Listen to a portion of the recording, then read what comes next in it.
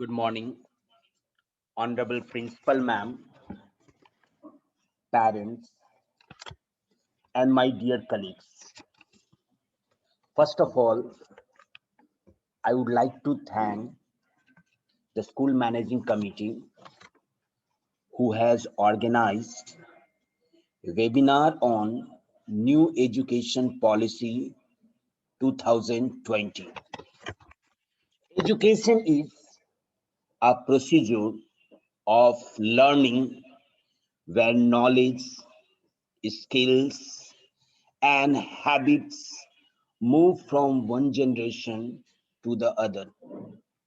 Moreover, education is essential for the overall development of a human being.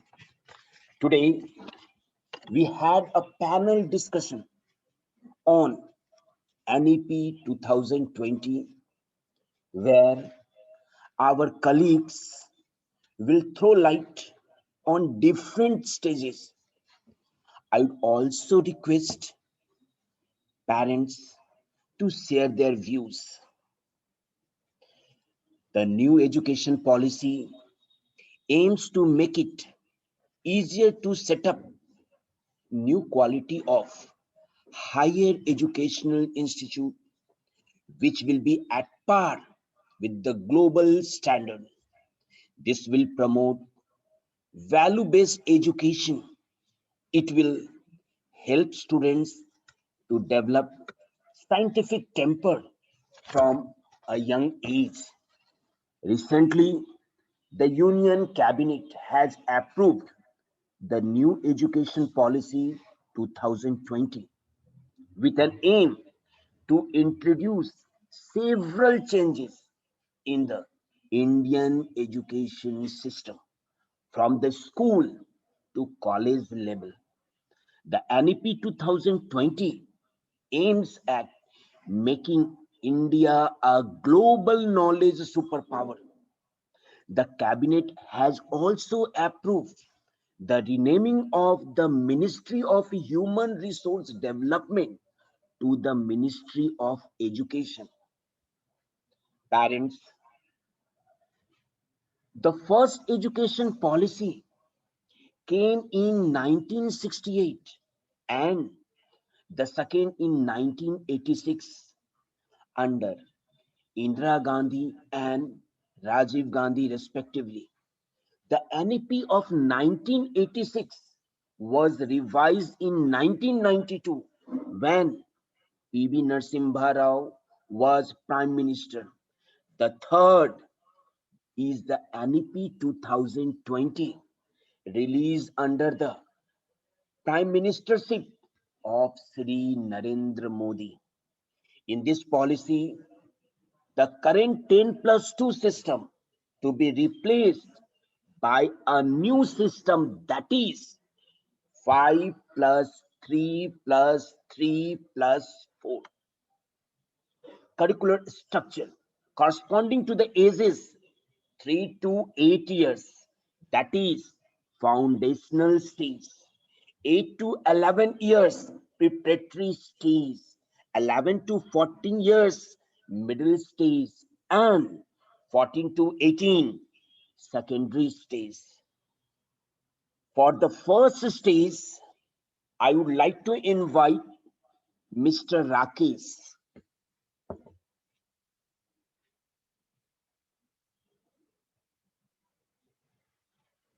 Rakesh sir, are you there? Yes, sir. Yes, sir. I am here now. My voice is audible to you, sir. Yes, sir. Please continue, sir. Okay. Okay. Good morning, parents.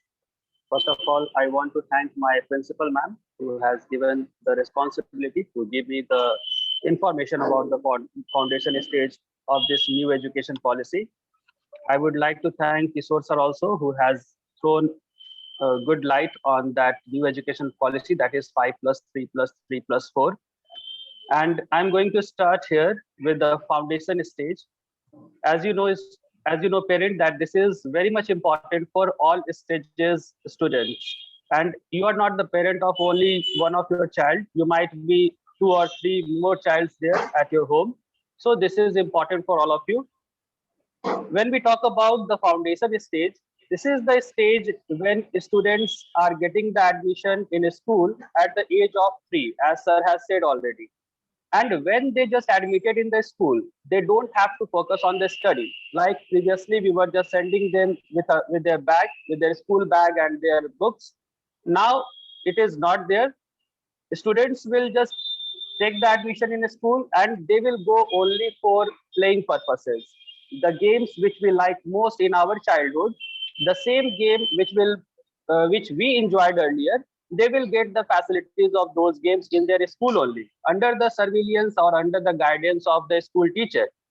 You will get your trained teacher over there in a school who will give some time, precious time, to the students so that they can enjoy the environment. They can just learn many things at that stage by playing only, because we all know that playing is a good way to just learn something. If we just play something, we just learn also from there. So here there is no compulsory uniform is there. Students can just go, children can go to the school in their casual uniform. So that foundation has been removed. Earlier, students has to get ready. They have to press their uniform. It means since that time only they have to prepare for their learning. So that is not going to happen in this education policy. At the age of 3, students will go to the school. They will not get the books and copies over there. They will get different periods where they will just enjoy their games, okay, so that they can just they will become very much familiar to the school and they will not hesitate, okay, and they will not become rigid to go to school. So this is very important for those students, for those children who are at the age of 3. They will just get admission at the age of 3, and then after that, for next 5 years, it means the way we used to call right now, that nursery, LKG and UKG, that will be called in foundation stage only. So for 3 years, they will not attend any of the classes. They will just go to the school, they will play the games, and with the help of games only, they will learn something. Then after that, next 2 years, it means 3, 4, 5. For next 2 years, they will just go in standard 1 and 2. There will be no examination. It means here again, students will get the marks according to the activity which teachers will give them to do. So there will be no examination up to standard 2, and students will learn only with the help of sports and games. So this is the foundation stage, and this is very much important. And in this way, children will learn and not to hesitate to go to school. So this was my topic. Thank you, Kishore sir. Thank you, sir. You have explained very nicely on foundational stage. यहाँ बच्चे को थोड़ा स्वतंत्रता दी गई है कि बच्चे जिस एक्टिविटी में अपना काम करना चाहते हैं, उन पर कोई प्रेशर नहीं डाला जाएगा। बच्चे खुशी-खुशी स्कूल आएं और जाएं। धन्यवाद sir. Now the next level is preparatory stage. For that, I would like to invite Mr. Vinay. Mr. Vinay.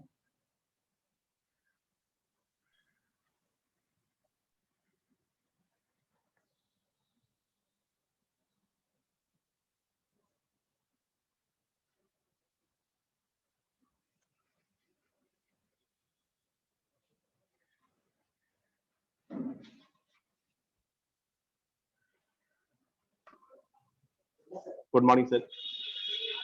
Yes, sir. Continue. Good morning to all. Yes, sir. Sorry, my mic was muted only. Sorry for that. Good morning to all those who are presented. And first of all, I would like to thank to my school management that has given me the chance to speak on that new education policy. Yes, my colleague Mr. Rakesh has explained that the children will take admission and they will play and they will learn something. After that, this preparatory stage comes here. In that stage, the children's base will be prepared. They will now just learn to the some subject which is going to help them in their future. So at this stage, when the students have learned that they are very much familiar to the school structure also, that means they are now just going taking a stage in coming to the school, and they have just passed standard 1 and standard 2. So this 3 years stage, they will now pass and they will do standard 3, 4 and 5. And in this stage, the age of the children will be 8 to 11 years. In that stage, that children will come to the school, and we know that this stage, children are very curious. They are very curious to learn something because they are already learning. They have learned also in that previous foundation stage. So they want to know more and more about some subjects there. And at this time, the government has tried to introduce some subjects so that in future it can work on them. Okay, those subjects will be math, that subject will be science, arts, everything will be there. So that in that, because as I've said, this is the base of their school. Okay, now here that exams will also start. As my colleague has said that up to 1 and 2 level there is no examination, but now in this stage there will be examinations there of the students there, and the studies will go like that only. Previously they are learning, playing and learning, and in this way they will learn and they will do some activities also, because now focus will be on that they just choose their interest, which interest they, because they will learn maths, they will learn science, they will learn art. So every subject they will be, it will be introduced there. So from there the students will just take their interest in the respective subjects, and in the next coming stage they will choose also. Most important thing is that in this stage they have no language barrier. Means, as we know that some students want to learn, but because of some language barriers they don't learn also. They want to take interest, but because of language they just fail in that. So government has decided that in this stage there will be no language barrier. Okay, they can learn in their own language. The school will not force also. Parents will also not force to their children also that you have to learn in that subject, particular subject only, in particular language only. So what happens, that children will take, I think, more and more interest in the subject, and they will, because they are now familiar to the coming to the school. So now what happens, they will now face the examination also, because we have to assess them also what they have learned in these 5 plus 3 8 years. So in this way, the preparatory stage will work here. Children will give examinations, they will face the examinations, and the foundation of the next stage is also prepared, because they will learn about many subjects also, because in next stage it's going to work over here. So this is what preparatory stage is there. Thank you, sir. Thank you, sir. You have given a detailed report on preparatory stage. Now, our next stage is middle stage.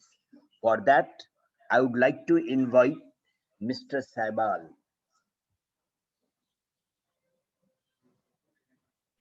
Uh, Thank you, sir, for giving me an opportunity to speak. मैं अभिभावकों से थोड़ा सा middle stage के बारे में चर्चा करना चाहूंगा इस मामले में कि ये बेहतरीन स्टेज है जो सरकार ने सोची है। जो मिडिल स्टेज में बच्चे आते हैं, जैसे हमारे विनय सर ने और राकेश सर ने पहले ही बताया कि कैसे बच्चों को तैयार किया जाता है पढ़ाई के लिए।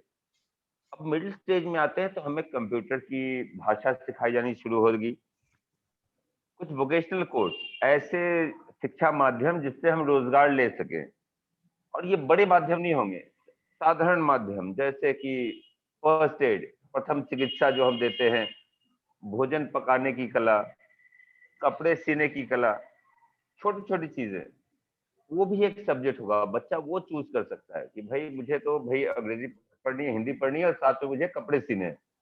कपड़ा सीना भी उसका एक कोर्स हो जाएगा, ये चॉइस मिलेगा। दूसरी बात, जो प्रिपरेटरी स्टेज में आपको भारतीय भाषा सीखने की अनुमति मिली थी, वो आप एक सब्जेक्ट ले सकते थे। जब आप मिडिल स्टेज में आते हैं, आपको विदेशी भाषा चुनने का अवसर मिलता है। देखिए, इसमें सरकार का तर्क एक साधारण सा है कि भारतीय जो है वो विदेश में नौकरी पाने वाले समूह में सबसे बड़े लोग हैं। भारतीय ऐसे हैं जो अंग्रेजी समझते हैं, तो विदेश में जहां भी जाओ अंग्रेजी आती है। अब सरकार बोली कि अंग्रेजी क्यों, आपको यूरोप की हर भाषा आनी चाहिए, आपको क्या कहते हैं उसको, लैटिन अमेरिका की हर भाषा आनी चाहिए, कि नौकरी आपके लिए कोई बड़ी मुद्दा बने ही ना। इसलिए मिडिल स्टेज में आपको वोकेशनल कोर्स मिलते हैं। ऐसे कोर्स, वोकेशनल कोर्स का अर्थ होता है ऐसे पढ़ाई जिससे आपको रोजगार मिल सके, वो शिक्षा लेते ही रोजगार मिल जाए। इसके अलावा आपका जो स्ट्रीम होता है वो खत्म हो जाता है। आप चाहे तो मैथ्स पढ़े, चाहे तो आर्ट्स पढ़े, चाहे तो कॉमर्स पढ़े, और जो जिसपे दबाव दिया जाता है वो है कि आप भारतीय भाषा और एक विदेशी भाषा पे वो सीखने का प्रयास ज्यादा करें। मिडिल स्टेज जो है आपको सीनियर स्टेज और सेकेंडरी स्टेज के लिए तैयार करता है, और जिसमें चुनौतियां बढ़ जाती है। जो नई शिक्षा पद्धति है उसके अनुसार आपको बड़ा किया जाता है, बड़े चैलेंजेस फेस करने के लिए। मेरा ये मानना है जो ये नई शिक्षा पद्धति है इसमें हम लोगों को बढ़ोतरी का ज्यादा अवसर मिल रहा है, और मैं यही कहते हुए अपने अगले शिक्षक की तरफ अग्रसर करूंगा जो सेकेंडरी स्टेज के बारे में डिटेल में बताया कि वो बहुत इंपॉर्टेंट है। धन्यवाद सर, आपने विस्तार पूर्वक द्वितीय स्टेज पर प्रकाश डाला।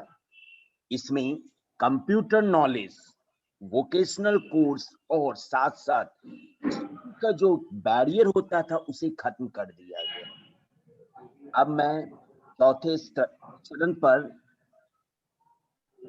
जाना चाहूंगा। ये चरण आपका सेकेंडरी स्टेज कहलाता है। इसके लिए मैं कमलेंद्र सर को इनवाइट करता हूं। कमलेंद्र सर।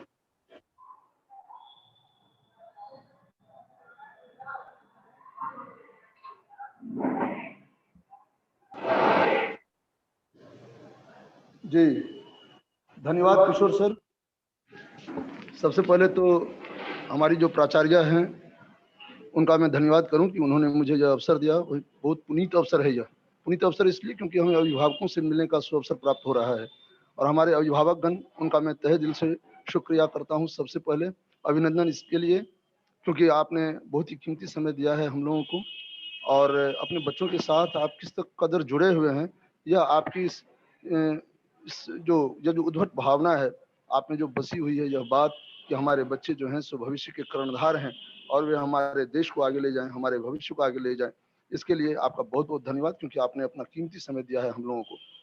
अब मैं आता हूँ हमारे बच्चे जो, जैसा कि राकेश सर ने कहा, विनय सर ने कहा, हमारे अंग्रेजी के प्राध्यापक महोदय आचार्य सर ने कहा, और किशोर सर ने सबसे मूल में ही कह दिया। अब हमारे बच्चे तैयार हो गए हैं आगे आने के लिए, 9वीं कक्षा में पहुंच गए हैं। अब 9वीं कक्षा में 9वीं कक्षा, ये जो 4 वर्षों का जो यह काल है, 9वीं कक्षा, 10वीं कक्षा, 11वीं कक्षा और 12वीं कक्षा, सबसे पहली बात इन कक्षाओं में जो जबरदस्त दबाव महसूस हुआ करता था पहले, उस दबाव को मुक्त कर दिया गया, हटा दिया गया है। कैसे हटाया गया है? अब आप निश्चिंत हो गए थोड़ी देर के लिए। अब बोर्ड की समस्या खत्म हो गई, +2 वाला सिस्टम खत्म हो गया, वह व्यवस्था खत्म हो गई, गायब हो गई। गायब क्यों कर दी गई? सबसे पहली बात, गायब इसलिए कर दी गई क्योंकि उससे हमारे बच्चों पर बहुत अधिक दबाव पड़ता था, और वे एक तरह से सो लगता था उन्हें क्या कि जैसे शिकंजे में आ गए हों, जकड़ लिया गया हो जैसे उन्हें। तो ये जकड़न उन्हें हमेशा के लिए सो कमजोर बना दिया करती थी। लिहाजा सरकार ने यह कह दिया कि नहीं, अब यह जकड़न हमारे बच्चे महसूस नहीं करेंगे। शिक्षा को जो एक बोझ की तरह समझा जाता था पहले, इससे मुक्त कर दिया गया है हमारे बच्चों को और हमारे शिक्षित समाज को। वो बोझ नहीं है, वो बोझ नहीं है। इसलिए बोझ नहीं क्योंकि शिक्षा से तो हमारा ज्ञान, हमारा चरित्र, हमारा जो व्यक्तित्व है वो उभर कर आता है, और यदि हम दबाव महसूस करना शुरू कर दे तो दिक्कत है। इसके लिए क्या किया गया है? तो यहाँ अब देखिए, ये जो 9वीं कक्षा है इसमें सबसे पहले भाषा की जो एक सीमाएं तय कर दी गई थी, या विषयों की सीमाएं तय कर दी गई थी कि आपको यही लेना है, आपको यह नहीं लेना है, आपको वह लेना है। मैट्रिक तक तो हम लोग सब कुछ पढ़ते थे, और उसके बाद कि अब आप आ जाइए स्ट्रीम सिस्टम में। स्ट्रीम सिस्टम में कि यह लीजिए, आप आर्ट्स लीजिए, साइंस लीजिए, कॉमर्स लीजिए, तरह तरह की कैटेगरी, ये जो तरह तरह के वर्ग बने हुए थे, तरह तरह की श्रेणियां बनी हुई थी। इन श्रेणियों से मुक्ति दिला दी गई है। अब आप 9वीं कक्षा से ही जो चाहे पढ़ सकते हैं। यदि मान लीजिए कोई बायो लेना चाहे, यानी विज्ञान लेना चाहे, जीव विज्ञान, और उसका मन है कि मैं हिंदी भी पढ़ूं तो वह हिंदी भी ले सकता है। किसी का मन है कि मैं अंग्रेजी लूं और उधर गणित ले लूं तो वो ले सकता है। कोई दिक्कत नहीं है, कोई परेशानी नहीं। सबसे पहली बात कि पढ़ाई में विषयों की बाधाएं समाप्त कर दी गई हैं। दूसरी बात कि परीक्षा बोर्ड के आधार पर अब नहीं होगी। कैसे होगी फिर? तो परीक्षा सेमेस्टर के आधार पर होगी। अब क्या है, पहले मैट्रिक में क्या होता था, तो 9वीं कक्षा के अंत में, साल के अंत में एक परीक्षा होती थी, फिर 10वीं कक्षा के अंत में जो है सो परीक्षा होती थी, बोर्ड की परीक्षा। सारा सिस्टम, सारी व्यवस्था अलग कर दी गई है। अब होगा क्या, 9वीं कक्षा में 2 बार परीक्षाएं होंगी सेमेस्टर के आधार पर, 6 महीनों में एक, फिर अगले 6 महीनों में एक। ऐसा क्यों? ऐसा इसलिए ताकि बच्चों पर अतिरिक्त दबाव न पड़े। अमूमन होता क्या था, हमारे बच्चे खिलंदड़े तो हैं ही, और ये कर क्या लेते थे, सारा समय जो है, सारे सेमेस्टर मतलब सारे साल भर, पूरे वर्ष भर कुछ करते नहीं थे या पढ़ाई बहुत कम करते थे, और परीक्षा से 2-3 महीनों पहले पढ़ना शुरू कर देते थे। इससे उन पर अतिरिक्त बोझ पड़ता था, दबाव पड़ जाता था बहुत ज्यादा। लिहाजा सरकार ने यह बहुत सोच समझकर यह तय किया है कि नहीं, हमारे बच्चों को अब बिना पढ़े काम नहीं करना है ना, अब उन्हें पढ़ना ही पड़ेगा। कैसे पढ़ेंगे? क्योंकि आगामी जो 6 महीनों में परीक्षा होने वाली है, पहला सेमेस्टर जो होने वाला है, उसके लिए उन्हें तैयारी करनी होगी। फिर अगले सेमेस्टर के लिए उन्हें तैयारी करनी होगी। यानी मैट्रिक तक पहुंचते पहुंचते आपको 4 बार परीक्षाएं देनी है।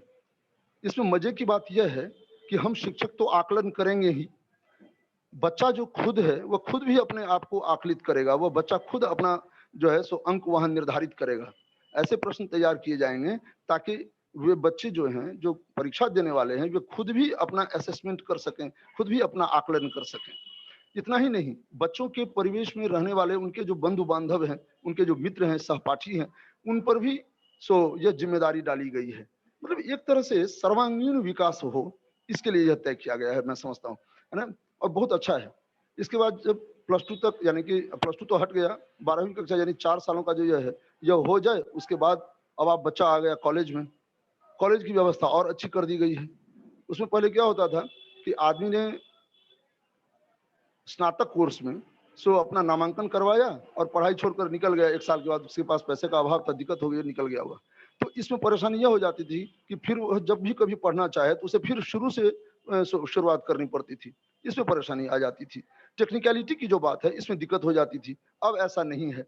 अब इसमें कर दिया गया कि आप यदि मान लीजिए आपने स्नातक के पहले साल में आपने अपना नामांकन करवाया, तो बहुत अच्छी बात है। आपने 1 साल के बाद पढ़ाई छोड़ दी, आप चले जाइए, कोई बात नहीं है। तो 1 साल के बाद आपको सर्टिफिकेट मिल जाएगा कि हाँ, ये जो स्नातक का इन्होंने सर्टिफिकेट कोर्स किया है। फिर आप 1 साल के बाद आए, आपको फिर पढ़ाई करनी है, तो फिर पढ़ाई करनी है तो आपने दोबारा एडमिशन लिया, तो फिर आपको शुरुआत नहीं करनी होगी। पहली जो प्रारंभिक जो स्थिति है, उस स्थिति से आपको शुरुआत नहीं करनी है। लिहाजा आप दूसरे साल से बैठ सकते हैं। ठीक है। यदि आपने 2 सालों का दूसरा साल भी कर लिया 1 साल के बाद, तो आपको डिप्लोमा कोर्स मिल जाएगा। स्नातक का इन्होंने डिप्लोमा किया। फिर अगले 1 साल यदि आप फिर बाहर निकल जाइए, फिर आइए, तो ये जो है जैसे, तो अगले 1 साल के लिए तब आपको डिग्री कोर्स मिल जाता है।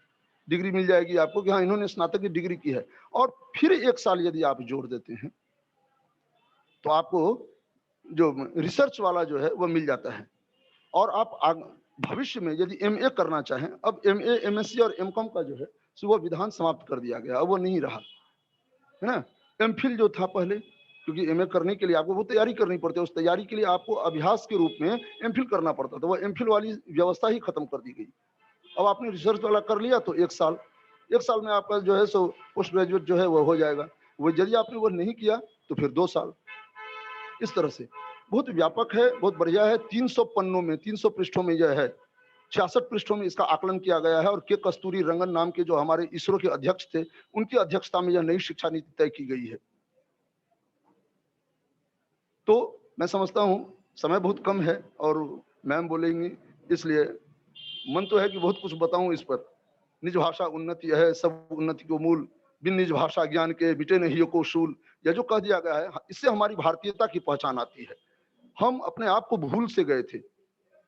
अंग्रेजी बहुत अच्छा विषय है, लेकिन अंग्रेजियत हम पर हावी होने लगी थी। तो इन सब को दरकिनार करके जो हमारी विशुद्धता है, और एक भाषा, त्रिभाषा पद्धति आ गई है। और एक भाषा क्या है? संस्कृत।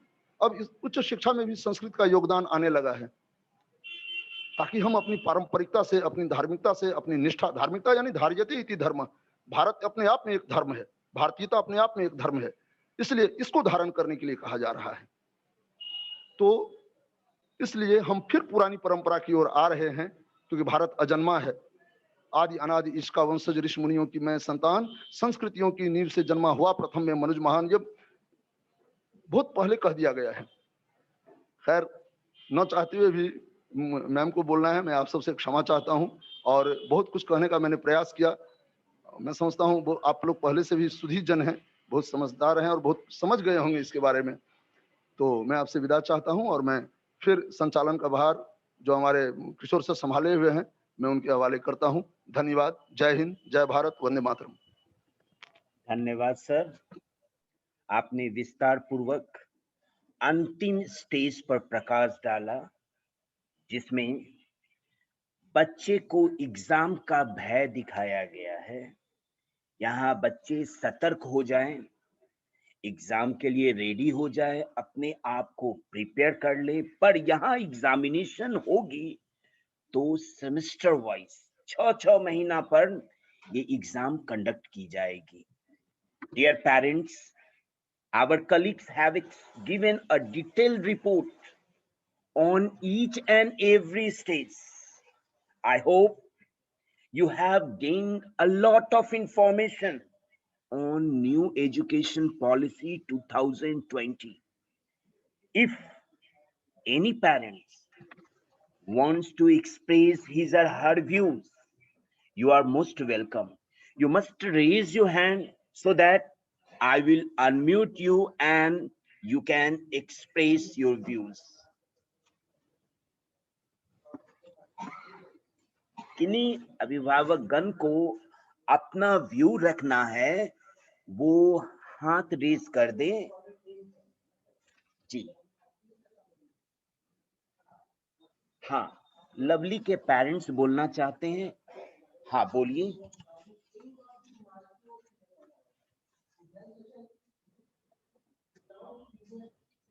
हाँ, बोलिए। एक बार और बोलिए सर, नहीं समझे। नहीं, अगर आपको इस पॉलिसी, इसमें जो 4 स्टेज पे प्रकाश डाला गया है, अगर कहीं पे आप अपना विचार रखना चाहते हैं तो आप बोल सकती हैं।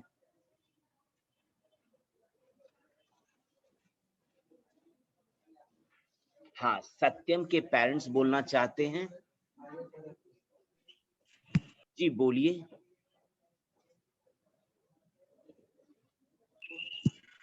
हेलो, हाँ बोलिए। बोल रहे हैं सर कि 10th के लिए क्या रूल्स है?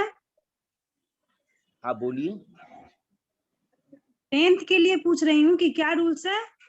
नहीं, अभी जो आपका जो बच्चे जो 10th में है, इसको फॉलो नहीं करेंगे। ये प्रोबेबली 2022 से शायद या 23 से इसको इम्प्लीमेंट किया जाएगा। अच्छा, तो अभी 10th में बच्चा गया सर, तो पहले वाला जैसे रूल्स था वही है? जी हाँ, उसमें कोई चेंजिंग नहीं आई है। बच्चा जिस तरह एग्जाम दे रहा है उसी तरह देगा एग्जाम। अच्छा, तो 2022 से स्टार्ट हुआ, तो 11th में इसी तरह से। Thank you sir. Thank you. शायद आप इस पॉलिसी के बारे में पहले से ही भली भांति जानते होंगे, तो शायद आपको सभी हर एक स्टेज का ज्ञान होगा। इसी के साथ मैं इस मीटिंग को समाप्त करता हूं, पर मैं आपका धन्यवाद जरूर देना चाहूंगा। आपने इस वेबिनार में अपना सहभागिता दिखाई। धन्यवाद।